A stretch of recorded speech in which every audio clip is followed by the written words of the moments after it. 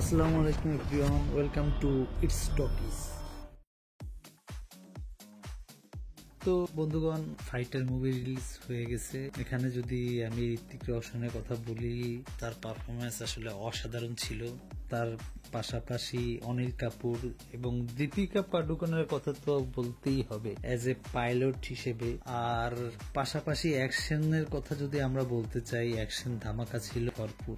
আসলে বলতে গেলে অবাক হওয়ার মতো একটা কথা যে মুভিটা রিলিজ হওয়ার আগে আমরা দেখেছি যে টপ গান ম্যাভরিকের কথা নিয়ে অনেক আলোচনা হয়েছে যে এই মুভিটা টপ গান ম্যাভরিক থেকে ইন্সপায়ার, কিন্তু এই মুভিটা দেখার পর আমার কাছে মনে হয়েছে না টপ গান ম্যাভরিক থেকে ইন্সপায়ার হয়েছে, কিন্তু টপ গান ম্যাভরিক যে বাজেটে তৈরি হয়েছে তার চাইতে খুবই কম বাজেটে এই মুভিটা তৈরি হয়েছে। এবং ইন্ডিয়ান অ্যান্ড পাকিস্তানের যে একটা রাইভেল অ্যাকশন, এরকম অ্যাকশন এই মুভিতে আসলে ভরপুর চোখে ছিল এবং সবার পারফরমেন্স আমার কাছে অসাধারণ মনে হয়েছে।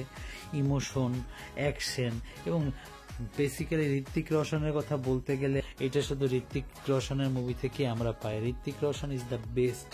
আর দীপিকা পাডুকোন এর আগে এরকম মুভি করেনি পাইলটের, কিন্তু সে যে পাইলটের যে মুভিটা করেছে অসাধারণ, তার পারফরমেন্স সম্পর্কে কোনো ডাউট নাই।